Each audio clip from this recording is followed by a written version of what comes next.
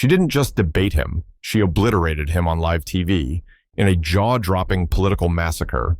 A fearless young Republican dynamo rips apart a spineless California Democrat, exposing him as a gutless bureaucrat whose cowardice has ignited a catastrophic homelessness nightmare. Branded a traitor who prioritizes birds over families and red tape over human lives. Mike McGuire reels from public disgrace, a brutal party betrayal, and a catastrophic plunge from power. But is this blazing Congresswoman a heroic truth slayer or a reckless fire starter tearing America apart? Brace yourself. The explosive revelations unfolding will shatter everything you believed about politics, leadership, and the soul of our nation. The hearing room in Washington was tense, lights blaring, cameras flashing impatiently. The murmuring crowd hushed abruptly when Karoline Leavitt strode confidently into the room. Her sharp gaze immediately fixed on Mike McGuire, chairman of the California Senate, seated uncomfortably at the witness table. The nation was watching. "Mr. Chairman," Karoline began, her voice crisp, unflinching, dripping with disdain. "You've perfected the art of delay while Californians sleep on sidewalks." The silence grew heavy. Cameras pivoted, capturing McGuire's face as it shifted from confusion to embarrassment. Before he could reply, Karoline leaned forward aggressively, her tone even harsher. "Let's stop hiding behind procedural correctness, shall we? Your state doesn't have a housing crisis. It has a crisis of cowardice. And frankly, sir, you're its poster boy." Gasps spread across the chamber. Journalists scribbled rapidly. Twitter notifications exploded on countless phones. McGuire cleared his throat, desperately trying to regain composure. "Congresswoman Leavitt, She cut him off immediately. "Spare me the rehearsed lines, Senator. You've had decades to build homes, yet you've chosen to protect birds and trees over families and futures." McGuire adjusted his glasses nervously, eyes darting to his aides. He was accustomed to criticism, but Karoline's frontal assault was entirely unexpected. It wasn't just criticism, it was humiliation broadcast nationwide. Karoline seized the momentum, her voice rising passionately. "How many more Californians must become homeless while you debate the environmental impacts of apartment buildings? Tell me, Senator, how many more lives will your indecision destroy?" Behind her, supporters nodded approvingly, their murmurs turning into applause. Online, hashtags erupted, #Karoline Leavitt McGuire, #housing hypocrisy, #California cowardice. Clips of Karoline's blistering remarks went viral instantly, each share spreading McGuire's visible discomfort. The chairman's face flushed red as he fumbled through documents, seeking something, anything, to respond. Yet, Karoline pressed relentlessly. "Today isn't just about policy, Senator. It's about accountability. And accountability demands courage, something you clearly lack." Karoline leaned back, folding her arms triumphantly. The room was electric. McGuire sat stunned, visibly shaken. He knew, at this moment, his political career had reached a critical tipping point. Live on national television. To fully grasp the intensity of this showdown, you need to understand the two individuals at its heart, Karoline Leavitt and Mike McGuire, political figures whose differences symbolize a deeply polarized America. Mike McGuire, the 45-year-old Democratic powerhouse from California, had long been viewed as a pragmatic technocrat.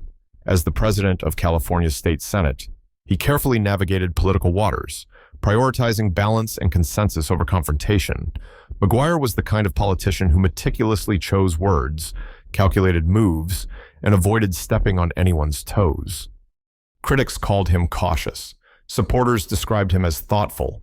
Yet, as California plunged deeper into housing turmoil, even his allies began to question whether McGuire's moderation was merely masked indecision.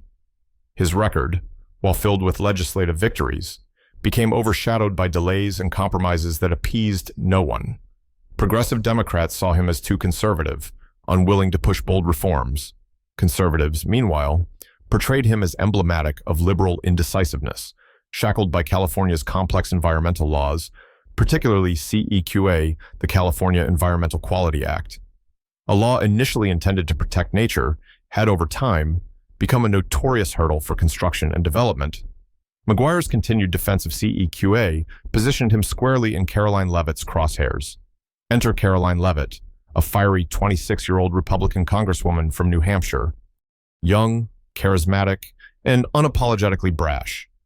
Karoline represented a rising wave within the GOP, a movement defined by sharp rhetoric, social media savvy, and an instinctive ability to dominate the news cycle.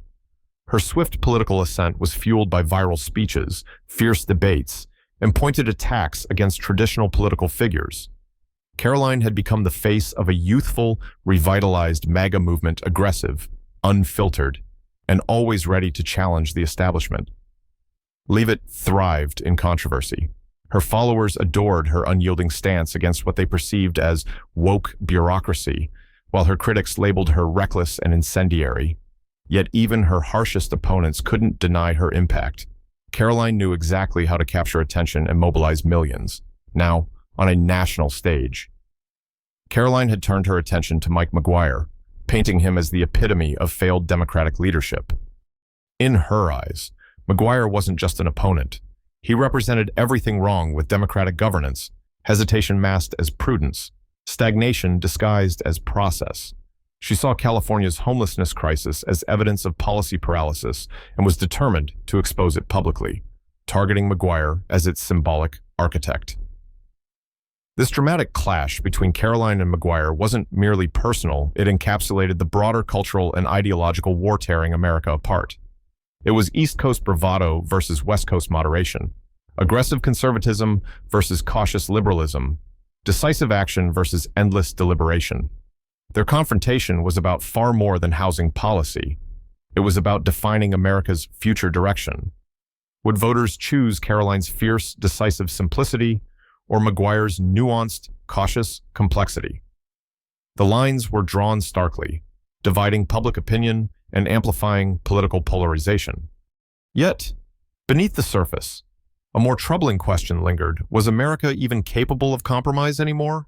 As Karoline's viral takedown of McGuire spread across the internet, that question loomed larger than ever, unanswered, uncomfortable, and increasingly urgent. For decades, California symbolized the American dream, endless opportunity, innovation, sunshine, and progress. It was the state of Hollywood glamour, Silicon Valley billionaires, and golden beaches. Yet, in recent years, beneath this glittering facade, a dark reality emerged, a reality of skyrocketing homelessness, unaffordable housing, and political paralysis. At the heart of California's growing housing disaster stood the controversial California Environmental Quality Act, known simply as CEQA. Originally enacted to protect California's natural treasures, CEQA had gradually morphed into one of the nation's most notorious obstacles to construction and development. Critics argued that it was no longer serving its noble environmental intentions. Instead, CEQA had become weaponized, used frequently by special interest groups to halt critical housing projects for trivial reasons. Mike McGuire found himself precisely at the intersection of this conflict. As California's Senate president, he had immense power and influence, yet he often seemed trapped between contradictory demands. On one side were environmental activists, affluent communities, and liberal politicians who viewed any reform to CEQA as a threat to the environment. On the other were desperate Californians, housing advocates, and business groups urgently demanding drastic change to solve a deepening crisis. Homelessness rates surged dramatically across the state. Tent cities became grimly iconic fixtures in Los Angeles and San Francisco, sprawling beneath overpasses and on sidewalks of once pristine neighborhoods. The situation grew so dire that some media outlets started calling California the state of crisis, a label McGuire and his political allies found increasingly uncomfortable. Meanwhile, the nation watched closely. The idea of California as a progressive utopia was rapidly crumbling. Other states cited it as a cautionary tale of overregulation and failed governance. Republicans, sensing vulnerability, seized upon this narrative, using it as proof of liberal policy failures. Karoline Leavitt, sensing blood in the water, sharpened her political knives. It wasn't long before even California's governor, Gavin Newsom, began quietly distancing himself from the CEQA debacle, transferring responsibility and blame to the legislature, where Mike McGuire presided. Newsom's subtle maneuvers left McGuire politically exposed, forced into uncomfortable positions at every turn. Privately, even McGuire's closest advisors acknowledged he had been left holding the bag. Yet McGuire remained publicly indecisive, hesitant to pick a side and reluctant to alienate powerful constituents. His insistence on nuanced deliberations had once been seen as diplomatic strength, but now appeared to be blatant weakness. As housing projects stalled, public outrage boiled over. Videos of frustrated Californians went viral weekly, pleading with officials to take immediate action. Headlines screamed, "Where's the leadership?" "Homelessness soars as politicians debate," and "California's housing nightmare continues." Karoline Leavitt seized this explosive atmosphere to amplify her message. She labeled California's situation a man-made disaster, accusing politicians like McGuire of prioritizing procedural purity over human dignity. Her powerful rhetoric resonated nationwide. Even moderate voters grew restless, feeling trapped in an endless loop of empty promises and ineffective policy. This growing unrest turned into outright anger. Public sentiment shifted rapidly against McGuire, whose once steady image began deteriorating under relentless attacks. McGuire's attempt to remain diplomatically neutral, his cautious refusal to fully embrace or reject CEQA reform, transformed him into a political punching bag. His critics branded him indecisive, incompetent, even cowardly. California's dream, once bright and seemingly limitless, had fractured into a nightmare of political dysfunction and human suffering. Mike McGuire, perhaps unintentionally, had become the symbolic face of that collapse, caught in an impossible balancing act, unable or unwilling to break free. And now, under the harsh glare of national scrutiny, Karoline Leavitt was about to deliver the blow that could change everything. Inside the packed congressional hearing room, the tension had become palpable. Every seat was occupied, cameras buzzed incessantly, and journalists typed furiously on their laptops, waiting for the next viral moment. Karoline Leavitt had already delivered a devastating opening attack, yet she showed no signs of slowing down. Mike McGuire, visibly rattled but attempting composure, adjusted his microphone. He cleared his throat, offering a carefully rehearsed response. "Congresswoman Leavitt," he began diplomatically, "the issue of homelessness and housing affordability is indeed critical, but real solutions require careful analysis, environmental considerations." And Karoline interjected sharply, raising her voice, eyes locked fiercely on McGuire. "Enough Californians are tired of waiting for your careful analysis. Families don't need studies, Senator, they need homes." The audience murmured approval, a ripple of applause breaking protocol. The chairman tapped his gavel, calling for order. Karoline's aides smirked, sensing their momentum. McGuire continued, though visibly shaken. "Environmental protections like CEQA ensure sustainable development. Without them, we risk permanent damage." Karoline immediately jumped in, incredulous and combative. "Permanent damage, Senator. How about the permanent damage of homelessness, despair, poverty? Tell us, does your sustainability matter more than human lives?" Gasps erupted throughout the chamber. Cameras zoomed in closely, capturing McGuire's growing discomfort. Clips of this heated exchange were instantly trending online. Twitter users called the confrontation a clear win for Karoline, while others labeled it the humiliation of Mike McGuire, sensing the intensity. A congressman from California tried to step in and defend McGuire. "Congresswoman Leavitt, perhaps we should allow Senator McGuire to finish." Karoline swiftly shut him down, her voice sharper than ever. "Californians have waited long enough for your bureaucracy. They've waited through endless environmental impact reports, community reviews, stakeholder meetings, only to see their dreams vanish into thin air. Senator McGuire, do you even realize you're defending policies that have left thousands homeless in your own state?" McGuire attempted to speak again, voice faltering slightly. "No one denies there are issues." "You clearly do." Karoline interrupted again. "You deny it every time you prioritize procedural correctness over urgent action. I visited your state, Senator. I saw families on sidewalks, in tents. I met a woman living in her car because your precious CEQA halted affordable housing in her community for what, a rare bird species." She held up a photo dramatically, capturing the camera's lenses. The room grew quieter, all eyes fixed on Karoline. "Here's your choice. Senator McGuire," she pressed fiercely, "protect a bird species or protect families. Your constituents are waiting." A flurry of flashbulbs illuminated McGuire's frozen expression. Online, viewers exploded with reactions. Karoline's impassioned attack was already viral, thousands tweeting in outrage. Headlines rapidly updated: Karoline demolishes McGuire in housing debate, California senator crumbles under pressure, and Leavitt exposes California's cruel housing policy. McGuire's aides watched anxiously, knowing their boss's careful political balancing act had just unraveled before millions. In a desperate attempt to recover, McGuire fumbled for words. "It's not that simple," Karoline interrupted again, this time with mocking incredulity. "Oh, it's very simple. Senator, you've been elected to solve problems, not hide behind complexity. You've had decades, countless billions spent, endless promises made, and nothing to show. How long must Californians suffer under your indecision?" As the chamber erupted again into applause and murmurs, McGuire looked around, visibly distressed, helplessly searching for allies in the room, yet he saw only faces turned downward, eyes avoiding his gaze. At that moment, the debate shifted irreversibly.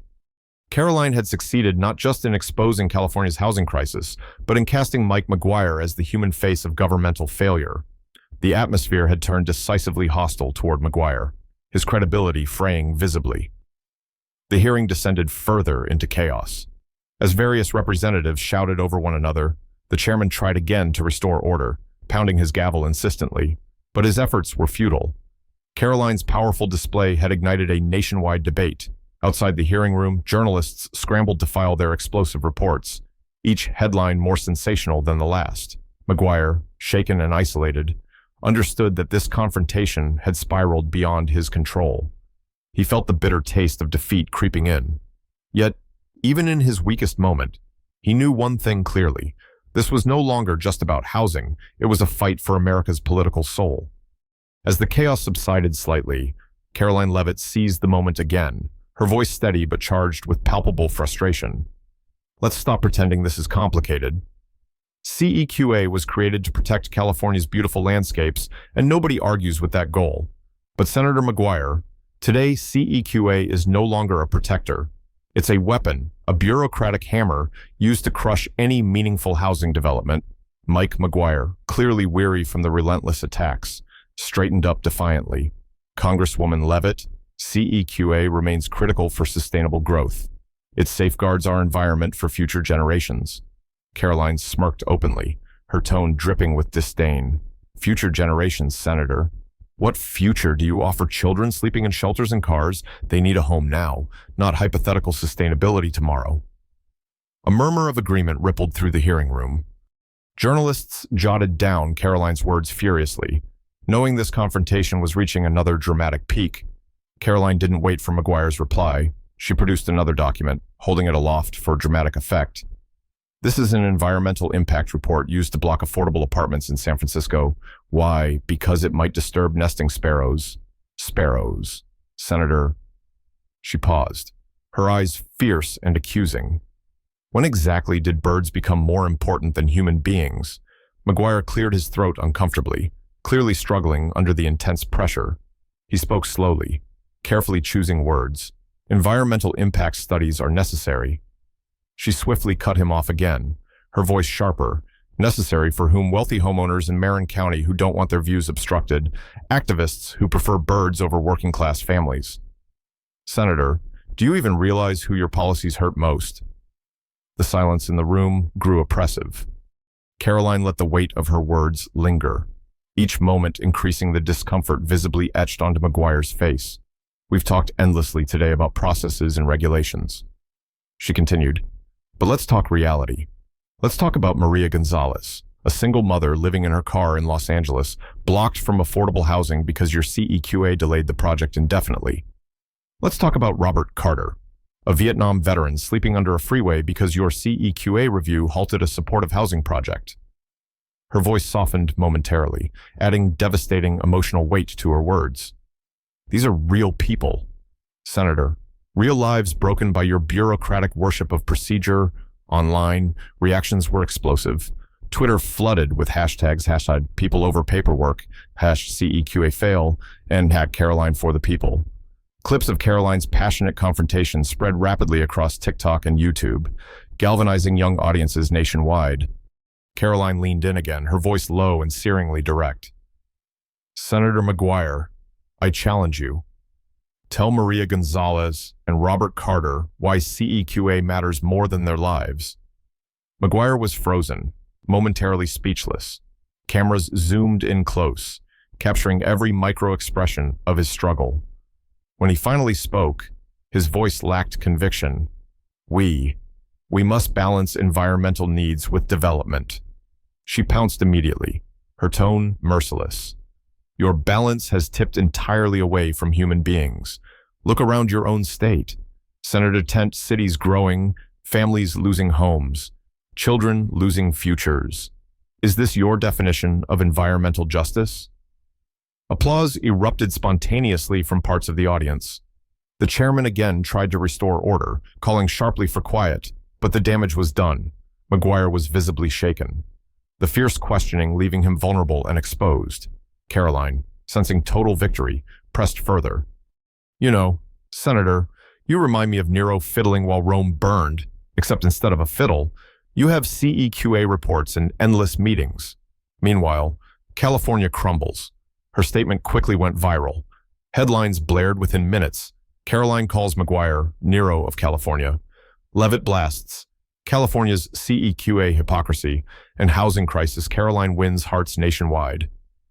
As McGuire's defense weakened, his allies began to quietly distance themselves. Even Democratic colleagues in the chamber sat silently, unwilling to defend him further. CEQA, once considered untouchable, suddenly faced unprecedented national scrutiny, leaning back confidently. Karoline concluded her devastating indictment. It's time for California to decide, keep your sacred CEQA and watch your state collapse or prioritize people, homes, and hope. The choice should be clear, Senator, but maybe not to someone who spent a career avoiding tough decisions. She sat back calmly, folding her hands. The silence afterward was deafening, broken only by furious whispers and clicking cameras. McGuire stared blankly, knowing deep down he had no response to her fierce clarity. Outside, thousands took to social media, demanding immediate change. Karoline had successfully recast CEQA from protective legislation into a cruel instrument of paralysis, and Mike McGuire had inadvertently become the embodiment of California's dysfunction. As Karoline's relentless assault on Mike McGuire resonated across America, an unexpected twist emerged, further complicating California's political nightmare. This time, it wasn't Republicans, but fellow Democrats turning against their own leader.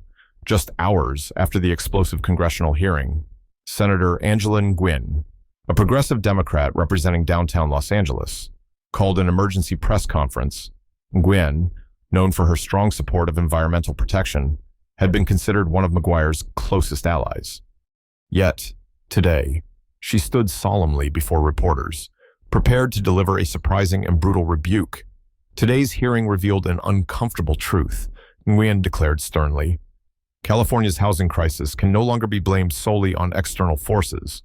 The truth is, Senator McGuire's indecision and unwillingness to act decisively have cost our state dearly. Journalists were visibly startled, hurriedly recording Nguyen's unexpected criticism.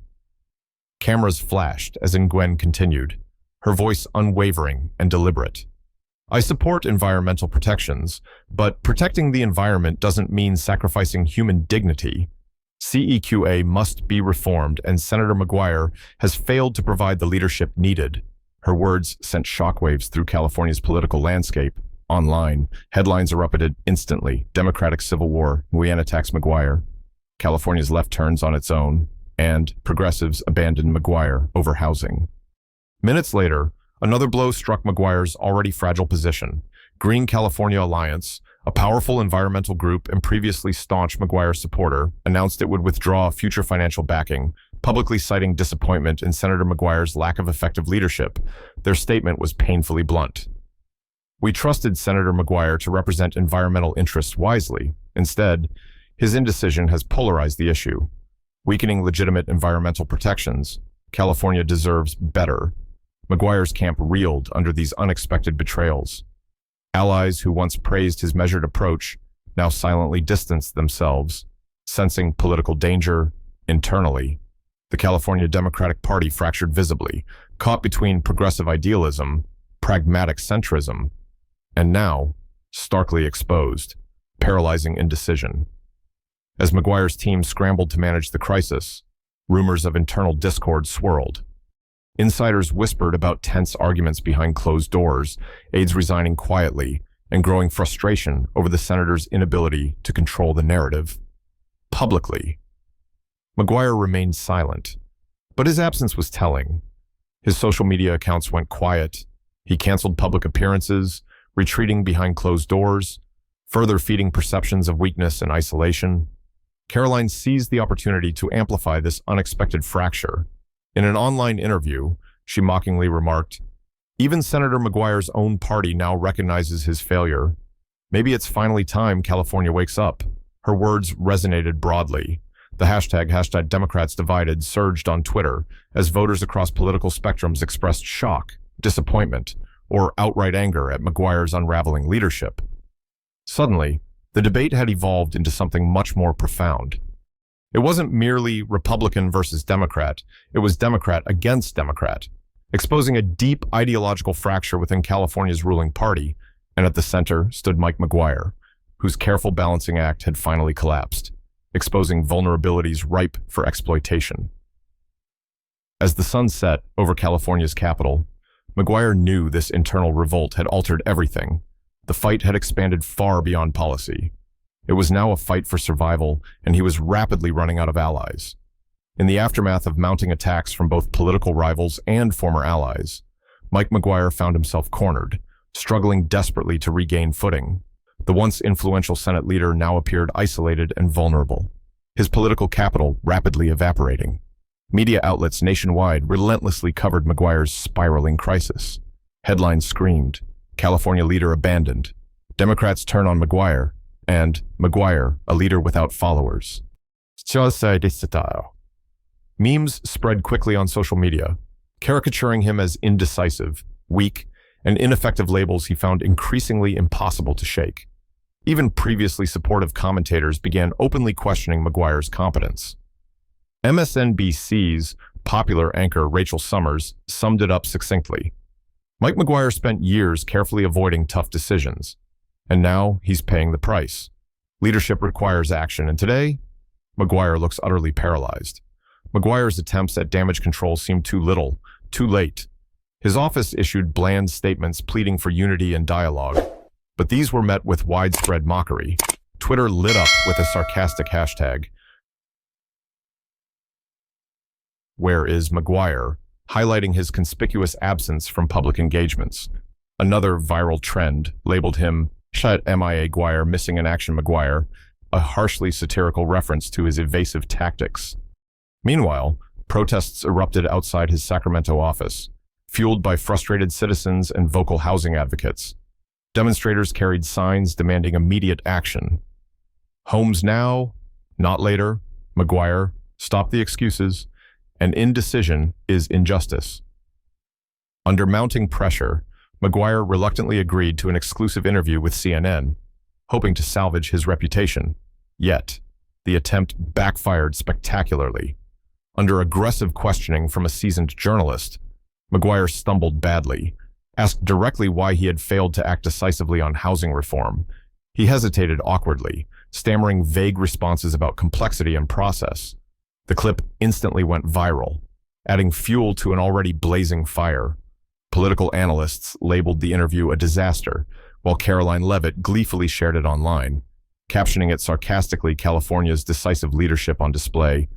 McGuire's personal staff soon faced internal chaos.